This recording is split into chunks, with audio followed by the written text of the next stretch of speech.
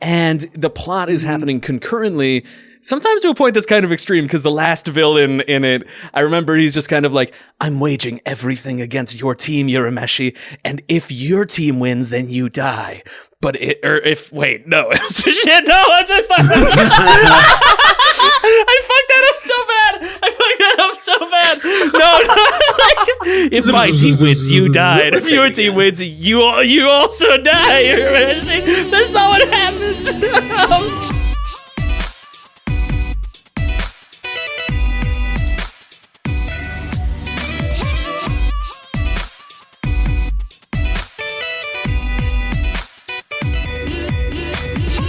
Hello everybody, I'm Pax and this is Brotakus, the show where a bunch of people who love anime do a deep dive on what isn't worth watching. We believe you don't need a major in anime studies to enjoy this wild, beautiful, strange art form, and we are lucky to have you on this journey with us. Today, returning champion K. Savar, after taking part in our most successful, least popular episode in terms of feedback, eliciting the most angry feedback that we have ever had in Brotakus, the Demon Slayer episode.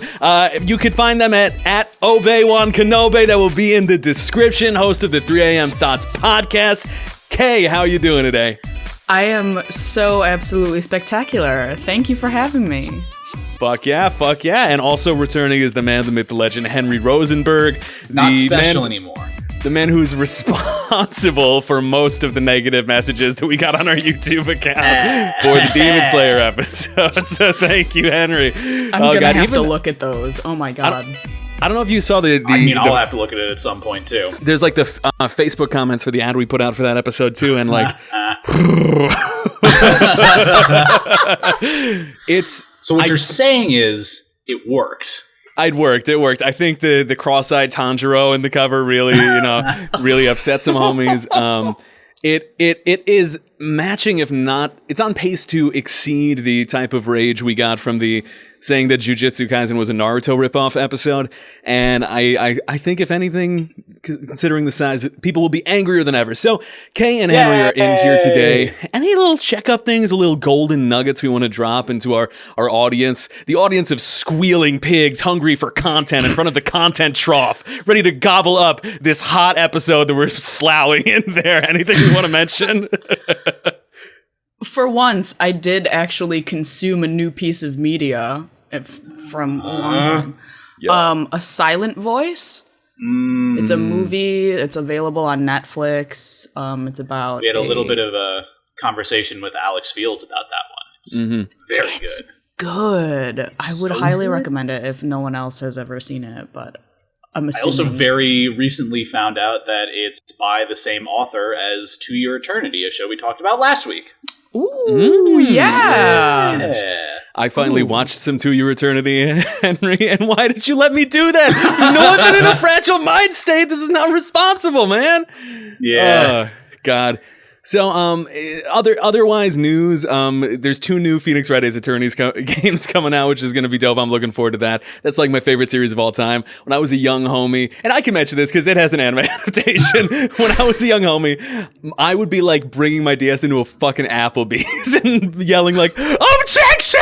And my grandma was like, "Our little lawyer." It's really hard. If your parents have told you not to play video games in the car, it's very hard to play Phoenix Wright. It is. There's a moment at the end of one of the games where it will not continue unless you scream objection into the microphone, and you can't do that subtly. The pro gamer tip is it works the same if you just blow into the microphone. And I tried. I swear to God, I did. You tried to blow Phoenix Wright and it didn't work? Yeah. Damn. I should have known then. Only Edgeworth can get his sumptuous paws on that legalese that he's holding. So today we're talking about the fucking one of the greatest shows of all time. We thought that after doing the amazing shonen battle montage of the seasonal roundup, doing 20 shows at once, handling that, of taking on the king, the number 17 moon chieftain of the Bakugan army, Demon Slayer. We've taken on the big boss. We've taken on the multitudes. We're taking it easy today. We're talking about YuYu Hakusho, a show that is so good that it talks about itself, man. We could just have 25 minutes of dead dead air. People be like, damn, I get it. If they just look at the cover art, they will turn bisexual immediately, and then they will watch it. We do not need to sell it, but we're going to, because we need to release a weekly episode. So, can I give some of the background behind production, and then we just dive into this? I would love that. Oh, right. yeah, absolutely. Sick. So, YuYu Hakusho is the first big manga by mangaka Yoshihiro Togashi, and a unique thing here, and we'll talk about this at the end of YuYu Hakusho, is that a lot of YuYu Hakusho was written solely by him, even without, like, cleanup help, which lent to the series' untimely demise. Luckily not Togashi's untimely demise. Henry, remind me, is he also the mangaka for Shaman King? Not Shaman King. He is Hunter x Hunter. Wait, what? Yeah. No, 100%. Yeah. This dude wrote one of the greatest manga series of all time and followed it up with one of the greatest manga series of all time. Oh, yeah. And then married the author of Sailor Moon. Yeah. We are living his best life. So, like, we have, God. like, the champion of champions right here. Yeah. Wow, he's goated, man. Gosh, It took that's its toll on his body, but what a body of work. Yeah, man, what a brilliant author. And we're going to kind of talk about the physical body implications of this at the end, and then also maybe why the breaks that he was allowed to take in Hunter x Hunter maybe contributed to its success, but that was for the Hunter x Hunter episode. This week is YuYu Hakusho. The manga selling over 50 million copies in Japan alone, winning the prestigious Shogakukan Manga Award for Shonen Manga in 1993, won the Anamage Anime Grand Prix prize back-to-back in 94 and 95. This was a super well-acclaimed anime and manga, and I think very much because it is... If I had to kind of like put one thing on the pedestal to say like this is the most heightened representation of 90s anime, I think I would put YuYu on that pedestal. And so that said, Kay, can you hit me with the first time you saw YuYu Hakusho? What was that like? I was maybe in second or third grade, coming home from school, and our tradition when my dad would pick me up is that we'd get home and like I would do homework and whatever, but we'd have the TV on in the background, and Toonami was always on. And I think Yu Yu Hakusho was one of the first shows to run. It was like Kenshin, Yu Yu Hakusho, and then like they would go on into other things. I think like the Big O wasn't there. Like Gundam was there too, possibly. This was like early 2000s, 90s. I don't fucking remember. But this was pre-Bo-Bo-Bo-Bo-Bo-Bo-Bo.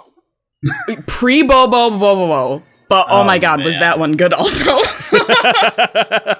I think that show taught me that anime is just buck wild. And just get used to that. Yep, absolutely. There's a lot of radical acceptance that goes on. Yeah.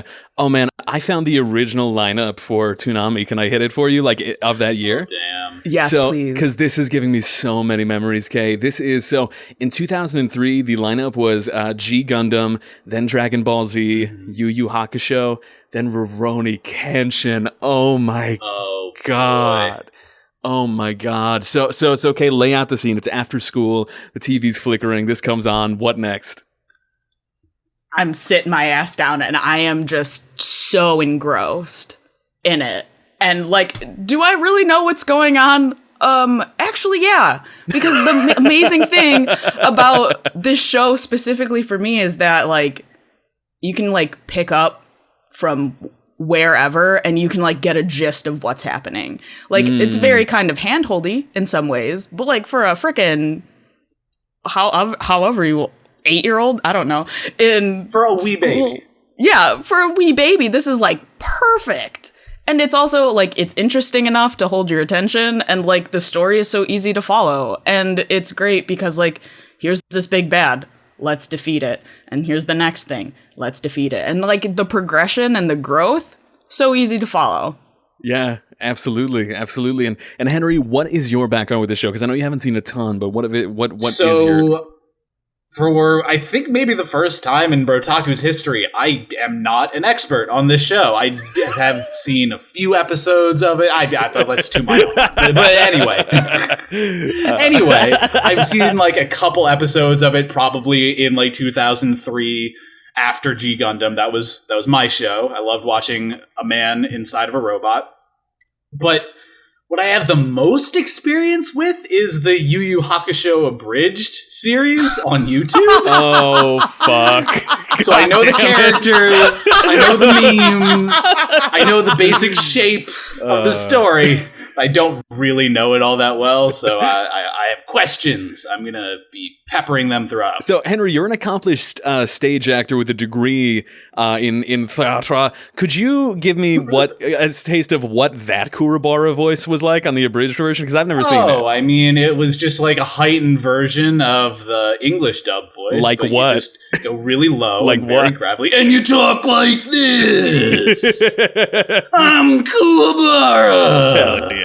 Hell yeah. That's the voice he does. I'll be using that a bunch, I'm sure. Yeah, absolutely, absolutely. I think Kuwabara was what made me fall in love with the series. Oh, of course. And what's crazy now too is that's Christopher Sabat who voiced Kuwabara, which I hadn't realized because he's such an accomplished voice actor. And then I looked on his page and I'm realizing like, oh my god, when he recorded that, he was like just a little older than we are now. Like it's real crazy, you know. Throwbacks. But this is our origin story, gang. This is how we begin. It's happening. Talking about the greats. You're watching it live. Oh God. And something that blew my mind, Kate, that I thought didn't sound right when you started saying after school you came home and watched this. I was like, that's not right. Kate's fucking lying right now. Toonami was on at like 11 p.m. and it's like, no, it was on from 5 p.m. to 6:30 was when the last show aired. I don't know what's wrong. Yeah. Did they re-air it afterwards? Because They did. There was a point in time where they like changed everything to like make it come later so that Toonami could also be the bridge between like where the anime ended and the more adult shows would come on. And then there was the line between Toonami and the Adult Swim block on Cartoon Network that got fuzzier and fuzzier as time went on. Yeah. Right. And then Toonami ended, and then Toonami was reinvented as a part of Adult Swim, and blah, blah, blah, blah, blah, blah, blah, blah, blah. It's whole history there. Is there any other necessary facts we think that we got to start out with, or do we want to dive into like what the show's actually about? Nothing off the top of my head other than if you grew up watching this, you're gay now. Yes. You're some type of queer. There's no ifs, ands, or buts about it. No I'm sorry. This This is your queer origin story. You narrowly escaped, Henry. You narrowly escaped, bro. Two more episodes of the original, man. You sure would not be monocolor, bro. Okay, so, Kay, what the fuck is YuYu Hakusho about? So I started rewatching recently because I was like, I need to go on a nostalgia feels trip. And I had absolute whiplash because this fucking kid, Yusuke Yurameshi, who is our main character, Yurameshi! Yeah. is actually like a middle schooler. He's 15! He's 15?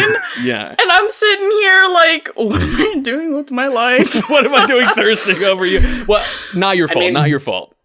No, not being dead? Not being dead, do. but also like not being like so fucking ripped to shit. Like, my god, I am so soft. And this 15-year-old pulls up and he punches God in the face. And it's like, ha! Oh my god. Yeah, but so why don't we I have a this 12-pack kid. and cum gutters like Yurameshi? Oh god. Yurameshi, I see those! You're too cut, Yurameshi! Gah! Oh shit. Proceed. I mean, basically. Yeah. He's like what happens in this show? We got very distracted screaming the name of the main character. Tell us about Henry's going to be reeling in our thirst this episode, so thank you for the moderation role, Henry. Go ahead, Kay. Wet blanket. He is like, he's this stereotypical punk kid, like barely ever goes to school, like is always in trouble, like everyone suspects he's a gang leader or something. He's 15. What happens, strange turn of events, is that he actually loses his life trying to save a child from getting hit by a car. Curse the car ends up coon. Yeah, and the car hits him and he fucking dies. But he can see everything and he can see how people are treating him as he's dead and see all of like the happenings that are going on. And we have our lovely Grim Reaper Botan who comes to him and is just like, you weren't supposed to die. You really weren't. That car was gonna swerve the other way and like miss the kid, and the kid would be fine, and the driver was only gonna have a scratch, so you kind of wasted your life for nothing. And he's like, what the absolute fuck? Like, what then? Stole it what from then? Konosuba. One nice thing and immediately get killed for it? Yeah. Yep. Yeah. That ain't right.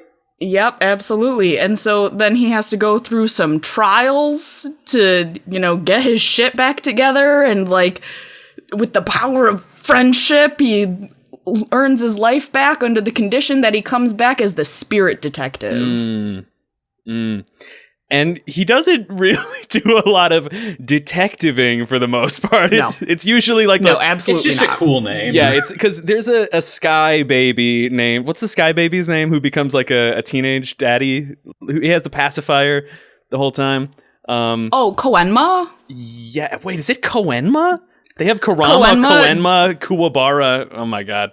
Okay. Yeah. Yes. Koenma is the baby, and that's like not. It's Sky Daddy. He's basically Jesus. Now that I'm thinking about it. Yeah, he's the son of King Yema. Is that it? Yemi? Yum Yum? Of Daddy Yum Yum in the sky, the guy who guards the spirit world. And the baby is looking at Yusuke throughout his entire life and is going like, wow, this mongoloid imbecile is going to die of a heroin overdose at 15. I can't wait to watch this play out. Then he gets hit by the truck in the act of self-sacrifice. And, Kay, did they make it clear, like, why that was a unique thing? Because they're not saying, because people die for nothing all the time, but it seemed like they were saying there's, like, a specific significance of, like, this wasn't in, like, fate. This was not, you have surprised fate by doing this in some way. Yeah, basically the whole bit is because, like, he's such an aggressive adolescent that everyone was, like, so shocked he dared do something nice. Yeah. Yeah, in the same way that God would be looking down on me if I cleaned my room even once. Like, that would be the same effect. I would be betraying fate. So can we just lay out at the beginning, so immediately what are we hit with, like, in terms of the visual impact that the show has, Kay? How would you kind of describe, like, why beyond the cool plot this thing just hits you immediately? Iconic. Absolutely iconic 90s anime. Like, if you're thinking, like, ooh, I want some, like, that sweet aesthetic, quote, retro-looking anime shit, like, this is one of the ones you look at.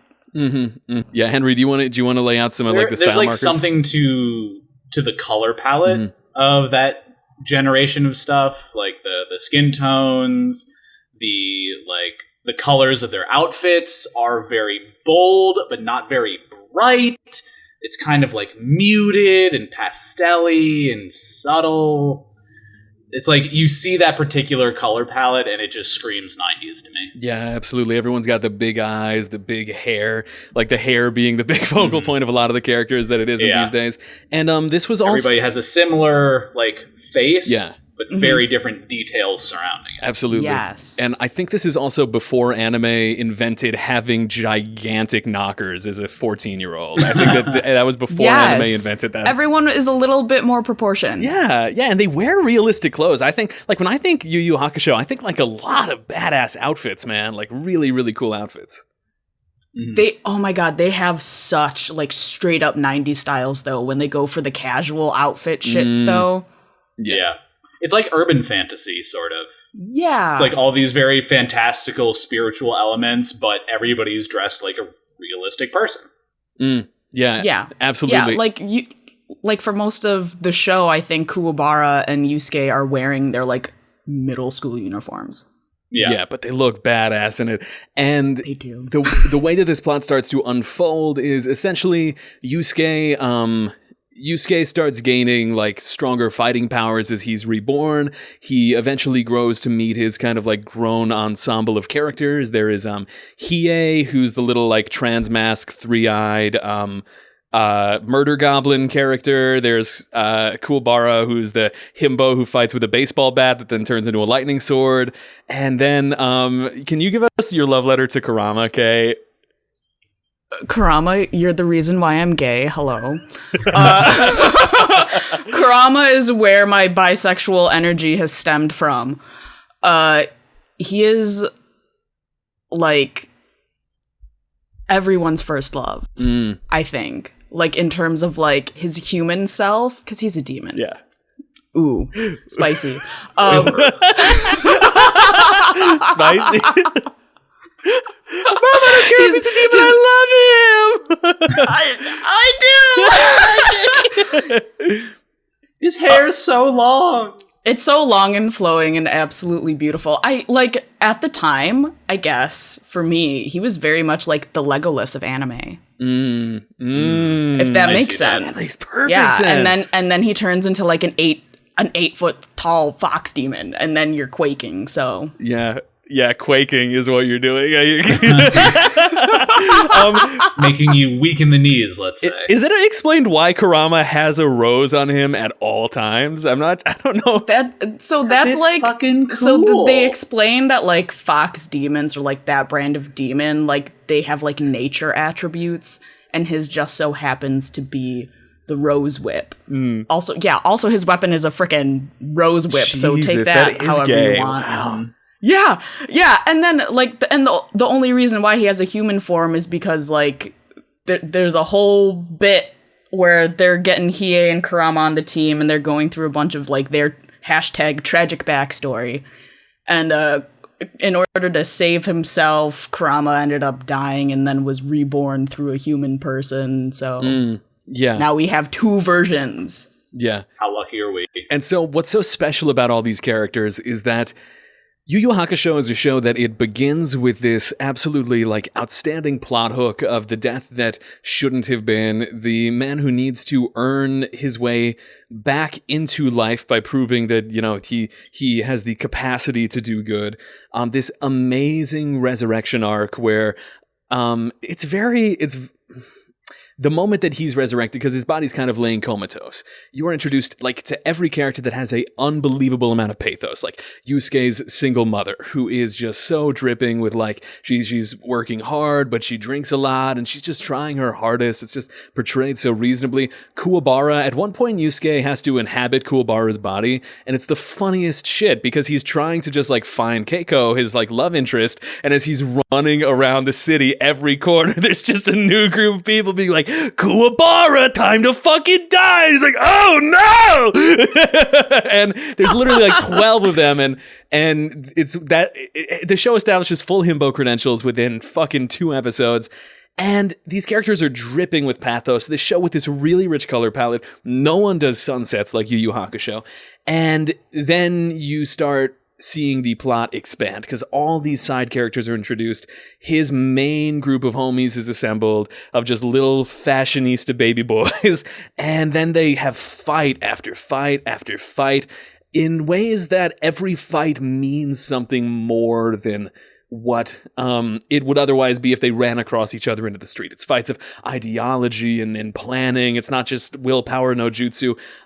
Kay, could you hit us with some of the like standout moments, or what like defines the action of Yu Yu Hakusho, like what drives the plot forward usually? Yeah, no, definitely, as you were saying, like the fight and the plots, and the thing that does take up a lot of time in the series, and maybe one of the first instances I remember, is like they really set the ground for like tournament arc type shows. And like you think Chunin exams, you think like whatever Boku no Hero shit that they ended up doing, like this is all a Yu knockoff, okay? Yeah, facts. I mean, I like, hell would kill me if I didn't say that like Dragon Ball Z like had this as well, but you're right. Oh, I mean, for this sure. This was the golden era for sure of the fights. Like, I have not seen much Yu Yu Hakusho, but I still know the term Dark Tournament. Like, that arc of the series is legendary. Yeah, so I guess maybe we should talk about what makes, like, the Dark Tournament arc special. Okay, do you have, like, anything to say on that? Because it's been a minute since I've seen it. I've actually just been rewatching this, like, yesterday and today. I don't know what to say other than, like, it's so chef's kiss. Like, everything is there for a reason. One of the reasons why I really like it is that there's basically like no filler. You just sit through the shit and it has meaning and substance, and like this is why this has to progress this way, and then we can go on to fight the bigger, badder bads. And the thing that's super cool about it is that because of this tournament style arc that they're getting into, you have the introduction of all of these like interesting or fucking weird as shit demons with all of their cool special powers. And like the more that you go on through this tournament, the more that it just world builds itself because of all of the characters that come up and all of the things that they can do. And so like it's handholdy in that sense, but at the same time it's like you don't need to rely on like other things because you're just relying strictly on these characters and these new things. Yeah, I think the beauty of the tournament arc is it can introduce a lot of characters who reveal who they are and what they're like through their actions rather than having to have it explained. Like, what's the guy? There's a guy who uses like tops in that. Yeah. He's one of the first guys. You can tell immediately that he's going to be a little stinker because he's a little punk ass kid who uses tops to hurt people. Yeah, and oh my god. There's so much good like design in that aspect where like you can tell by the character's powers like what kind of like personality they might read as, which is super cool.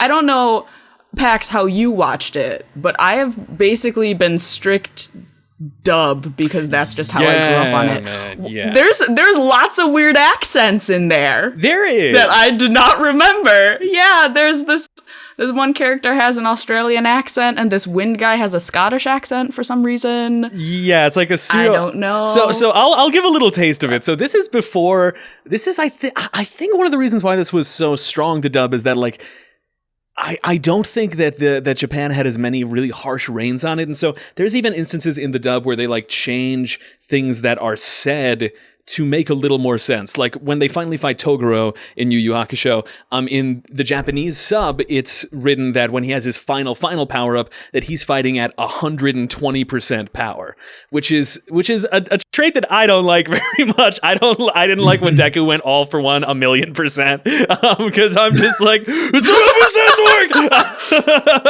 But the whole time Toguro was going like, I'm fighting at 80% of my strength. I'm fighting at 76.5. You're the first man to make me use 91 7/4 of my strength. Like it's just like ridiculous specific amounts. Right. But in the dub, instead of saying he goes 120%, the way that people react is they go like, oh, he's just fucking lying, man. He was just fucking lying before when he said that.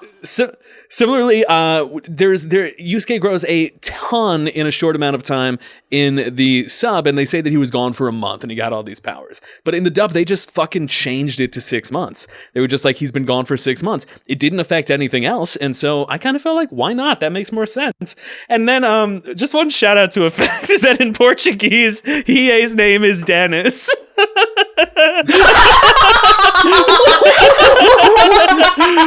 Why? He really is Dennis the Menace. To what end? I don't know, but That's the dub weird. is unbelievable. And I think some of these changes might not even have happened at the translation step. I think some of it sometimes might have just been the actors being like, could I jazz a little bit on this one? And it was before, I think it was before voice actors were generally like as classically trained or had as many resources as they do today. Like back then, if I'm thinking, how do I learn accents in like 95? I either go to a dialect coach, I just try to watch movies. There's not like a million YouTube sources and free like audiobooks and things that you can download to help you learn this accent. And so fucking, who's the blue-haired girl, Botan? I love Botan, but even her accent is like, it's not very authentic, is it? Like she's not super, like she's not super realistic, Yusuke. It's not Yusuke. Why are you acting like this? Like it's not. Henry, did you have something to say here? I don't know how the dub portrays. I was just gonna say to like give a little of the context that I have. There was a big shift in the 2010s in what people valued in voice acting. Like nowadays, people are looking for actors who have a naturalistic voice, who can make everything feel like they're just saying it off the cuff. Whereas in the past, one of the big things to becoming a voice actor was being able to do voices. That like idea of the stock voice character was much more of like what you were looking That for. totally makes sense. It doesn't make sense. So It doesn't make sense. another reason why Yu Yu Hakusho is a great time capsule. Oh, it's so There's good. no excuse for why the redheaded wind guy that you were talking about, Kay, just sort of sounds like this, and he's like, oh, pip, pip, cheerio. What? There's a great force of winds coming to you. I'm attacking you with my wind blaster, ain't I? It's like he's so... I'm sitting here like, oh my god, am I like back in this episode? Prepare for my hurricane of terror. There's like an episode of like Courage where like Muriel adopts an old Irish accent and like it sounds like the wind guy. So I fucking love it though. How about you, Kay? How do you feel like, because this dub just makes me feel so warm, and I wouldn't recommend anyone watch the sub, but what about you? Yes.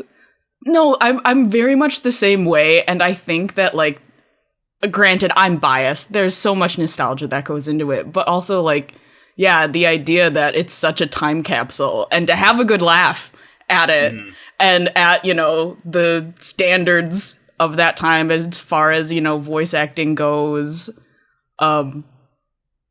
It's fantastic. Yeah, absolutely. And I am kind of shocked that the show feels as rich as it is, because you were mentioning how they do world building during the tournament sagas. I didn't realize the Dark Tournament, it lasts from episodes 26 to 66, and this is a show that's only like 112 episodes long. 112. Yeah. So it's almost like half the show is the one tournament arc, but it's special because there's many tournaments within the tournaments. Like they go up against different teams, they have times of going home, and the plot is happening concurrently.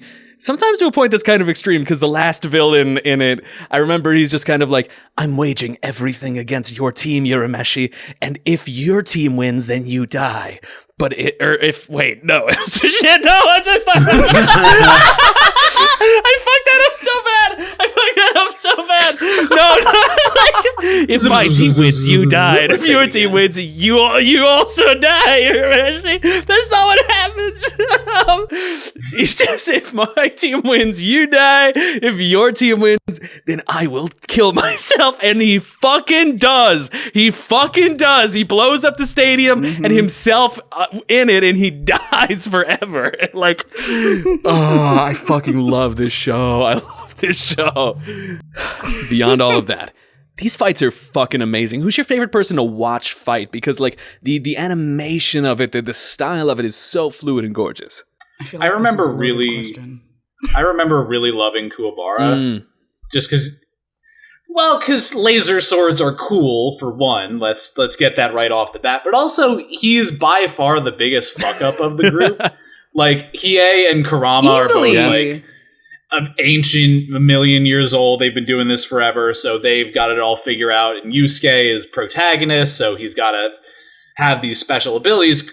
Kuwabara is allowed to fail. And that's exciting. Yes. That gives all of his fights stakes. Because, like, God, I know this man hasn't rubbed two thoughts together in his brain once in his life. How the hell is he going to survive this? It's okay. It's so amazing because I just rewatched one episode of that. I had totally slipped my mind.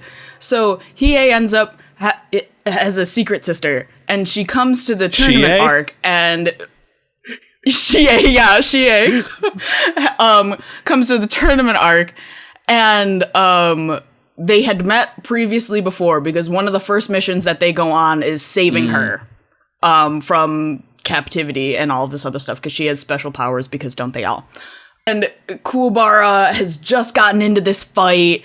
He's like super down on his luck. Everyone's basically dead against the wall, and he has also been dead, couldn't been able to move for like the past 20 episodes, but you know, he's coming back finally because like he's the last man standing type of shit.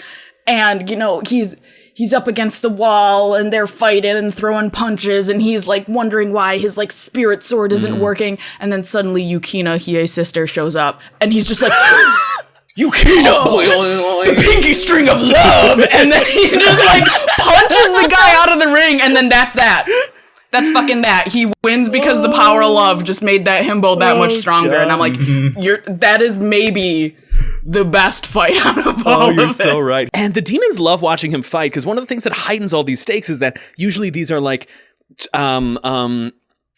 tournament areas in Demon World, where there's like that one mermaid announcer and the one fox girl announcer, and they're just like, oh my god. It's like I definitely feel pulled along like the bisexual, you know, strings that they're pulling of just new hot character here, oh, new hot character there. It really fucks you up.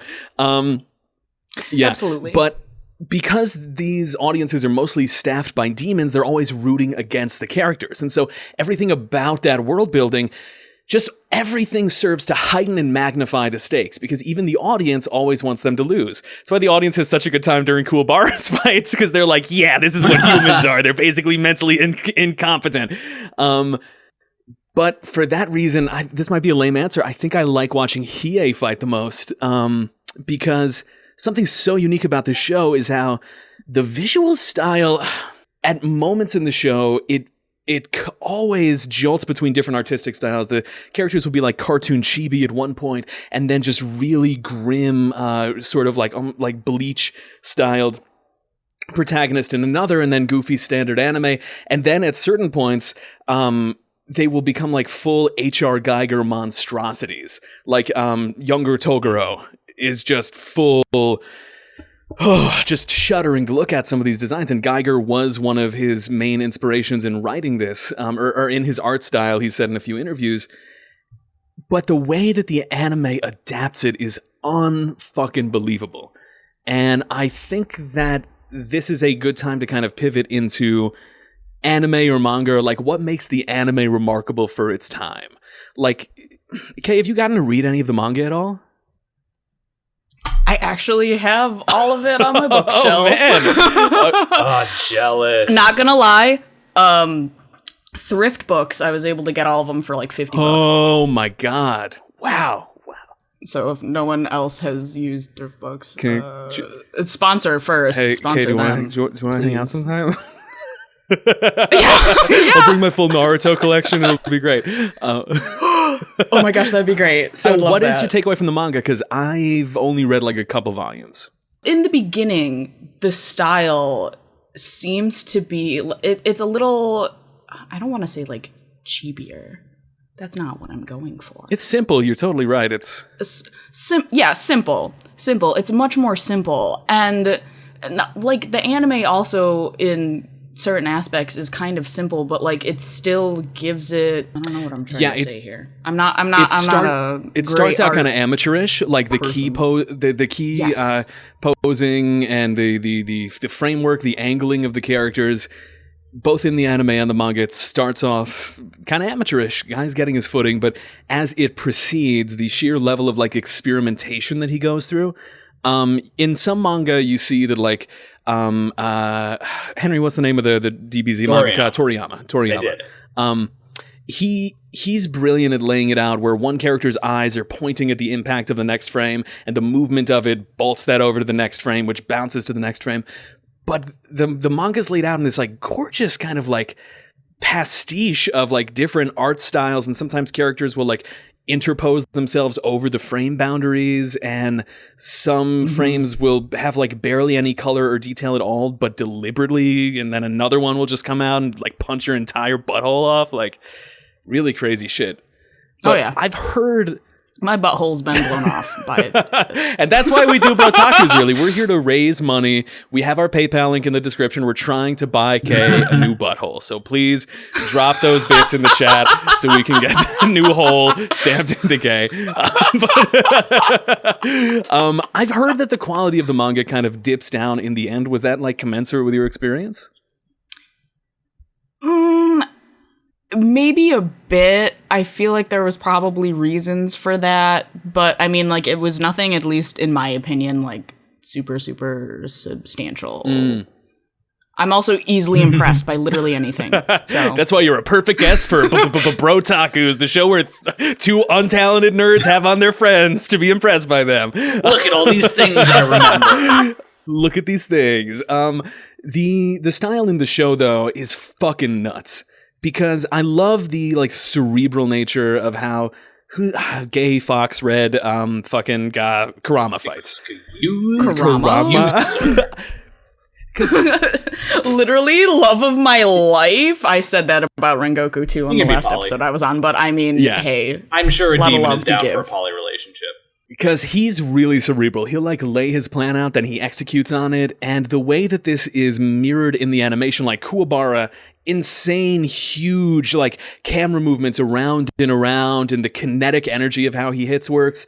Yusuke is kind of all about these huge, big bursts of light. Yusuke's main weapon is Spirit gun. Spirit gun. Spirit gun. He forms a gun with his hand and shoots out a laser beam Spirit that Glock. can blow apart buildings. Yusuke has the power that American police officers think that black people have. That is Yusuke's power to unarmed, just blowing things apart with his empty hands. ACAB.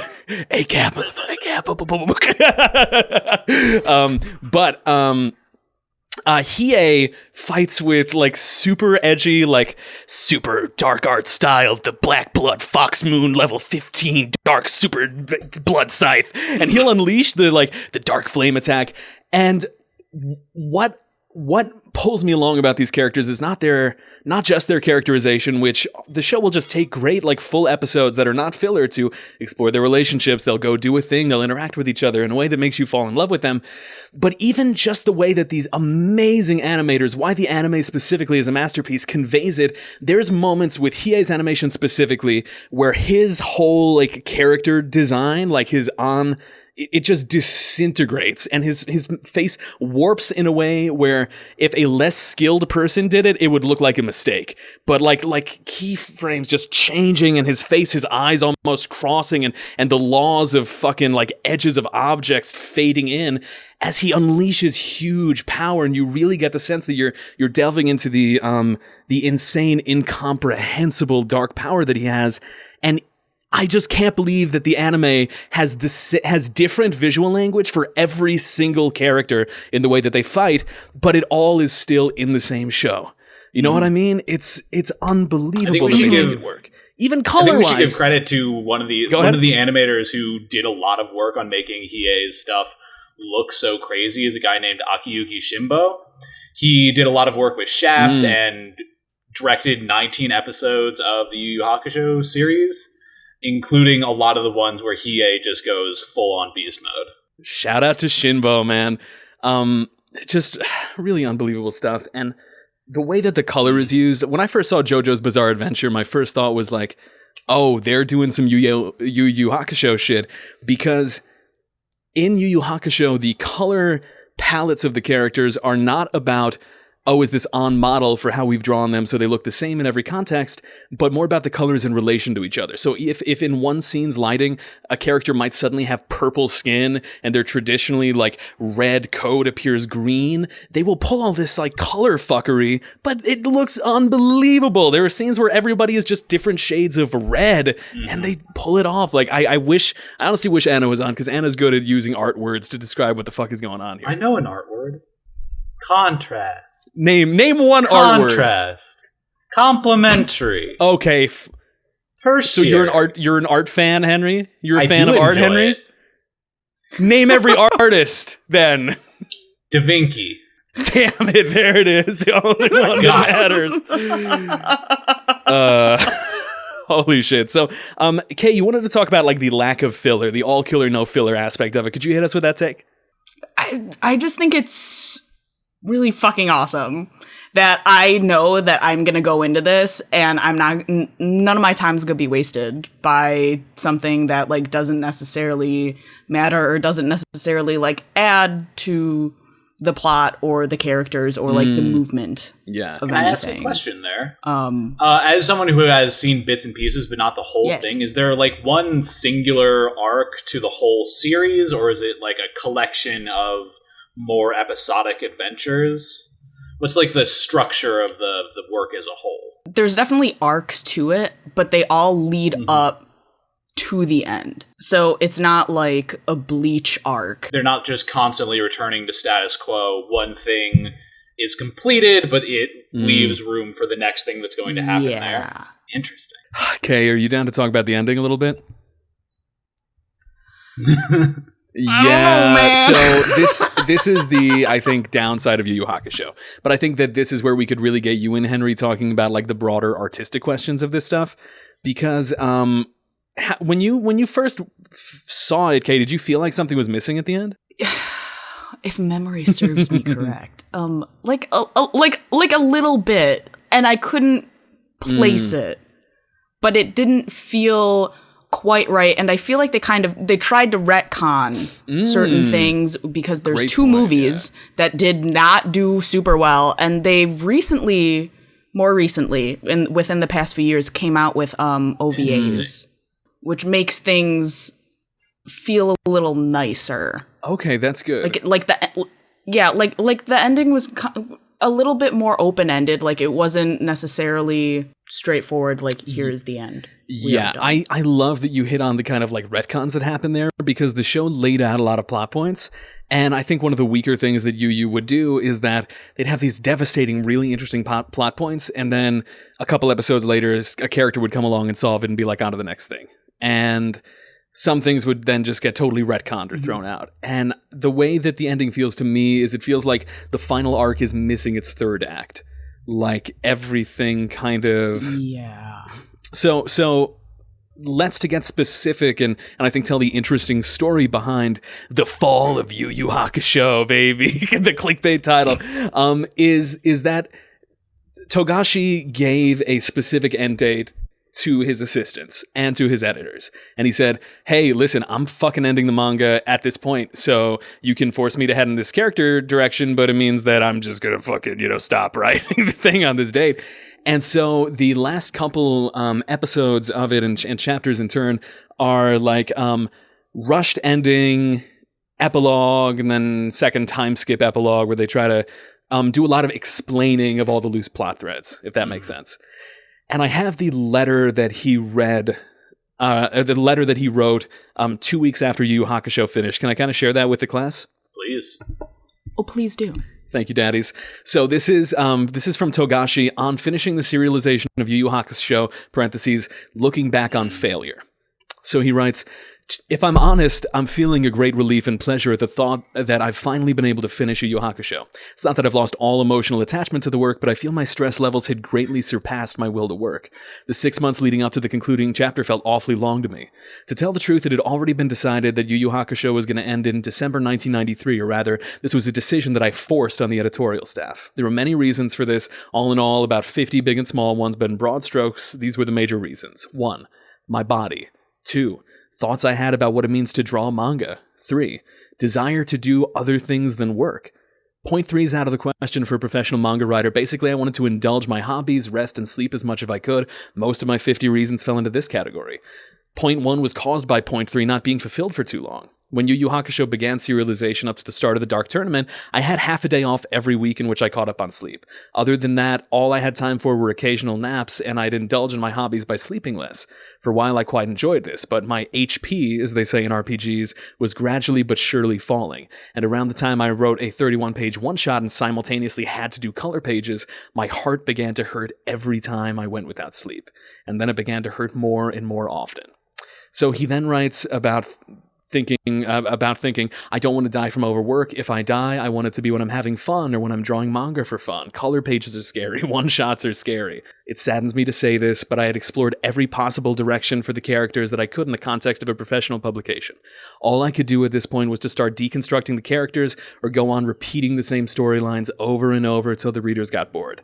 My attempts to deconstruct the characters were, of course, turned down by Jump. I didn't have the strength physically and mentally to keep doing the same thing over and over. So I went ahead and did what I always wanted to. If I ever manage to have a long serialization in Jump, I will end it in my own terms. I knew that Jump dropped a manga after 10 weeks if the readers' surveys proved to be unpopular. I knew this when I started working for them, but the system proved encouraging for me, and I learned a lot by being aware of readers' reactions. But I ended up wanting to draw manga for myself without thinking about anyone's reactions. I don't believe that anything I came up with on this premise will live up to Jump standards, so I will not try. In conclusion, I ended YuYu Hakusho because of my own selfishness. I'm sorry. So that's so fucking sad to hear. But at the same time, I hope that he can at least feel a little better about it, because it's still such a beloved series, even after the ending, even after over 25 years have gone by of people still loving it. And like, even so recently it has a stage play now. Whoa, which you is have a super poster for the big stage play in Japan. I do. So while I was in Japan, they were promoting this a whole lot. It came out, I guess, last year, and it was received so well, I guess, that they're doing a sequel of it. So, I mean, like, people still really like the story, really love the characters. So I hope that at least, even though, you know, the ending might not have gone the way that, you know, fans expected, or even he himself wanted things to go, like, there's still a whole lot of, like, love around. Yeah, Henry, I know that you've done a lot of thoughts surrounding, like, manga production and the toll it takes, and you're a big Hunter x Hunter fan. Can you kind of, like, just give your thoughts on every this? time I hear about what it takes to create the manga that I love, I feel so guilty for loving it, because it destroys these people's lives.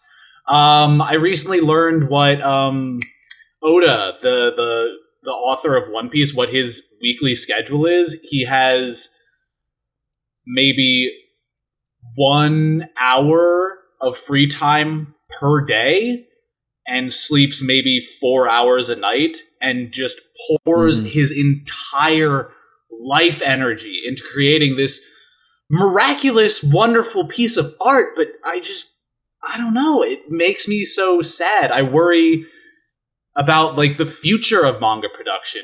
How can you make that your goal if you know it will destroy you? And for the author of YuYu Hakusho, being a manga creator destroyed his body. He has severe, like, life-altering back pain caused by the work that we have all enjoyed. I just feel guilty every time I hear about it. Like, that article, that letter that you just read, I roll this around in my head a whole lot. I'm glad he got to do it on his own terms. I just wish it had been for a better reason than he just physically couldn't do it anymore. Yeah. And to be at the point where I think a key point here, and something that Dr. Nona Carter mentioned when we did our Akira episode, is that he felt like his two options were to repeat the same storylines over and over again until his readers got bored, a la Bleach. I think the complete repeat, and, you know, Control V, Control V, Control imagine V, if the Bleach same had plot, ended same plot, after the Soul Society arc. It would have been one of the greatest manga of all time, but there isn't like like commercial incentive to make something that ends well. Yeah. And then deconstructing the characters. Can you kind of explain what's meant by that, Henry? Oh, I think that means, like, having a character who's devoted to the goodness in humanity being confronted with all of the darkness in humanity, and have it change who they are and kind of destroy them. Or creating characters that are dark reflections of who they are, and having to grapple with that, thinking about what could have been, what may still come. Yeah. That's a really good point. I think for Yu Yu Hakusho, that's probably correct, too. I think that that's the correct interpretation, because I was originally thinking another way that this can manifest deconstructing the characters are Naruto Shippuden is the greatest example of this, where the Ninja World War arc is considered to be the worst. The fourth Ninja World War arc is considered to be the worst in Naruto, and it goes on 5 ever. And all of the characters in that arc wear identical costumes, because it was a deliberate choice by the mangaka to say, I just fucking can't draw costumes of the same complexity that I used to back in the day. I physically can't. And so part of the reason why Shippuden happened was so every single character could get a dumbed down art style that was more easy to draw. The reason they all end up wearing deliverable. the same fucking vest. Yeah, and then they all end up with identical things. And so Henry, how did you feel like the story of Togashi ends? For Hunter x Hunter, where have we left off? Where does your gut say that as a mangaka his work ends? I think he doesn't... The focus of his life is not on his work anymore. And I think that's a very beautiful conclusion for him to come to. He still will occasionally put out chapters of Hunter x Hunter, but now he is getting to live his life and reap the rewards of creating all these beautiful works of art. I highly, highly doubt he will create a new series ever again in his life. I think he is readjusted and, in my opinion, fixed his own priorities. Yeah, absolutely. And Kay, did you read Berserk at all? I did not. Gotcha, because Kentaro Miura just passed, the mangaka for that. Yes, I did see that. Yeah.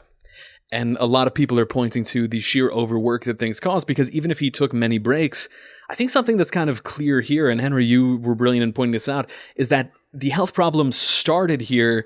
And it's not fucking YuYu Hakusho where fucking baby god can take the egg or can take the pacifier out of his mouth and bring you back to life. That shit stays with you for the rest of your life. Huge health issues like that. And so the fact that like he glowed up, followed up one of the best manga and anime of all time with maybe the best shonen anime that's ever been made and one of the best mangas ever, then married the creator of Sailor Moon and now can take months-long breaks. Fucking George Washington that shit, dude. Retreat to your dimension of rest, man. You have earned this shit, Absolutely. Man. Like, my God.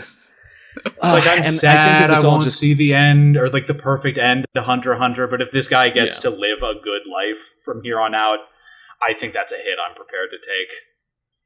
Yeah. So let's end on that moment of like what this art really does mean. Because even if one of his works ended a little rushed, and one of them will most certainly never end. Because the Dark Continent arc that Hunter x Hunter is leading to seems like there could be a whole second half of the series going on. Does not seem likely. He hasn't written a chapter in 2 years. Minimum, I think. Maybe 3. But Kay, looking back on Yu Yu Hakusho and the journey of it and what it means to you, what does it leave you with, man? What was it like to fall in love with Yu Yu Hakusho? I find myself, because I come back to it every so often, and I find myself falling in love with it over and over again. And it's, granted, nostalgia, but like there's something very like warm and comforting about like the characters and the plot and the growth and what they go through and how they interact with each other, and, you know, how they're able to go through such trials out on top all the time. And it leaves me with very warm feelings. Very warm, very happy feelings. And so, like, yes, even though the ending was not what we wanted to be, you go back to that dark tournament arc and you're just, like, screaming. Yeah. Gosh. And then the nostalgia, too. I'm not sure what the fucking laws were for TV at this time, but, like, there was a shitload of blood even on Toonami. Like, it was something where it's, like, fucking a character gets his skull blown off, and it was, you know, fucking, it's... Bitch, goodness... There was a whole dude that just decapitates people, and that's his spiel. Yo, yes. Oh my God. It's like, man, homie getting his skull kicked off 6 p.m. on a school day. Goddamn.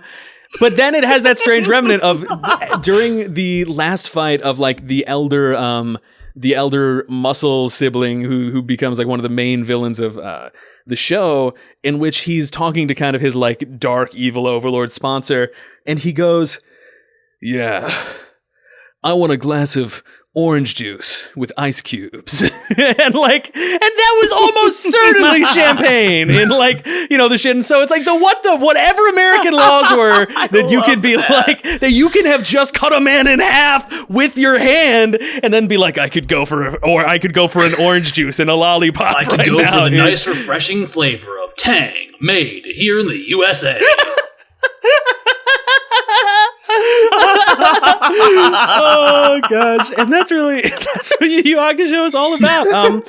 Everything about it, I don't think he realized it at the time, but it just soaks you in that nostalgia. The nostalgia of making young friends, the nostalgia of spending time with them after school and experiencing sunsets together and having dreams, and then also dealing in extremely dark, mature, well-written, nihilistic things. This is the author of the Chimera Ant saga, for fuck's sake. You know, he has big thoughts in this. So, yeah, would we recommend Yu Yu Hakusho? Absolutely. Like, there is no ifs, ands, or buts about it. Is there anyone that you wouldn't recommend it for? Pussies. People who don't like fun. Fucking bug-ass bitches, that too. Bug-ass bitches. Beloved Brotakus listeners, if you are a punk ass bitch, please know that you please still listen to the podcast. Hit that thumbs up, subscribe to all of our punk ass bitch pussy listeners out there, our pussy identifying listeners. Even if there are some moments that haven't aged quite as well, fantastic show. Broad recommend. If you absolutely can't stand blood at all, maybe not. If death is a trigger for you, then don't. But my God, what a mature, gorgeous show. Just do it. Just watch it. Even for Kurama. Watch some Kurama episodes, you'll be hooked. Absolutely. Get That's your himbo fine. sauce, turn bisexual, eat hot chip and lie, watch YuYu Hakusho.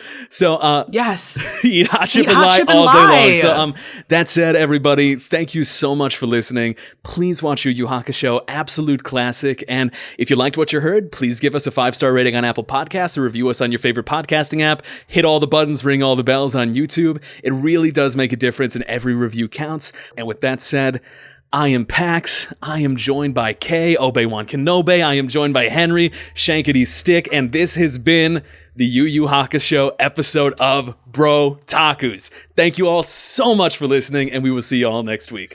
Bye, y'all. Yurameshi!